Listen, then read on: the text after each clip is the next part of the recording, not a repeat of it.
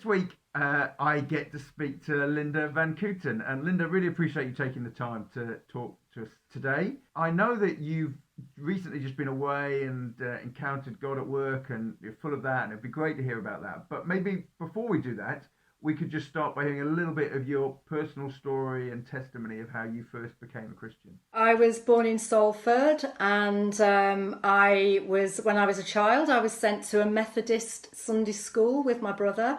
My mother didn't go, and I hated it because I didn't like the way that they portrayed Jesus. To me, was irrelevant because he was like gentle Jesus, meek and mild, and I just thought he was weak. Didn't understand the gospel. Nothing was ever explained to me. So that was my early time. And then at home, my mother believed in God, Jesus, astrology, spiritualist churches, having a fortune told, the whole thing. So it's like spiritually in my home, anything kind of went.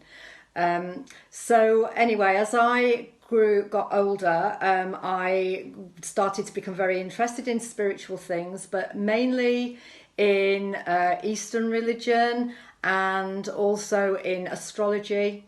And I had a lot of my friends were interested in the same things. When I was 22, I attended a meeting at Manchester University with a Guru Maharaji, he was called.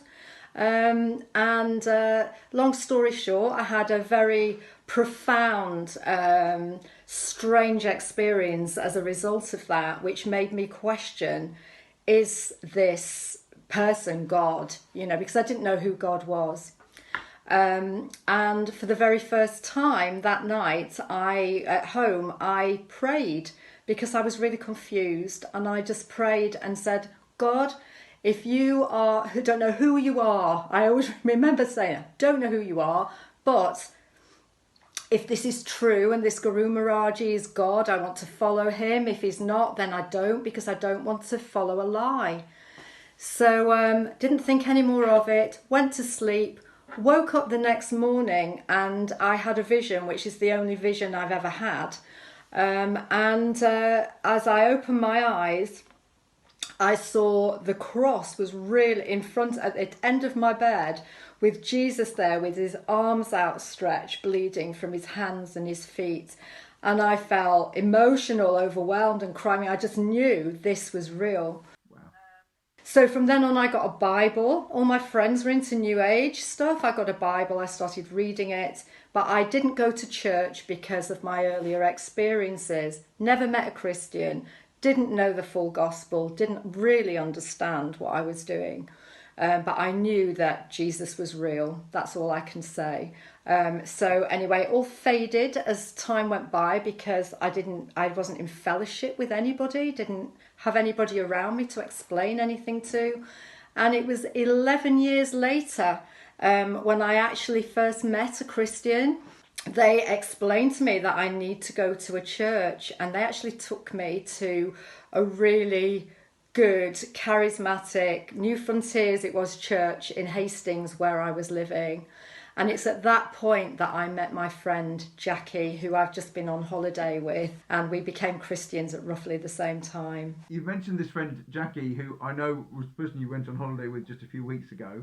So you were down in Somerset, I think, and just due to have a nice relaxing holiday, but you had a bit more than that. So just tell us what went on. Yeah, well, we went for a holiday and we were just meeting. The weather was lovely. We were out, we were meeting people, we were chatting to people, and people started to tell us their stories and share their difficulties with us and problems. And it turned out that we were able to share the gospel with these people and pray for them, pray for healing, pray for breakthrough in different situations they were in.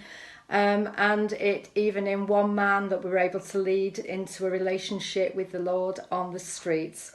So it was just mind-blowing, really. So, yeah. Out of that, you had a sense of God speaking to you, and a desire to not just be a week's holiday. So tell us what you think that means for your day-to-day living. Well, in day-to-day living, I feel that maybe it's in this season now, but I just feel that we are the church, and we can't meet together physically, But wherever we go, we are the church, and we can take the message of Jesus with us wherever we go. Whether it's a word of hope, just to, but to share the gospel wherever we can, really, because this is what people need, I feel. So I've started doing that in Manchester, just going out into Sale a couple of times, but wanting to do it more regularly. So both way in your day-to-day life, and then you're specifically taking some intentional time to go and just try and reach out to people in Sale. And That's I it. know you said if others would like to join you, then they'd be really welcome, and they can just get in touch. And you and Clive Yes, are trying to go out regularly on a Saturday morning, and others would be welcome to join as well if they wanted. absolutely would. Just get in touch and we can arrange to meet up. It's just brilliant to hear a bit of your story, and also to hear what God's put in your heart, and the way that you don't want to keep him to yourself but share him with others. Absolutely fantastic, Linda. Thanks for sharing. Thank you.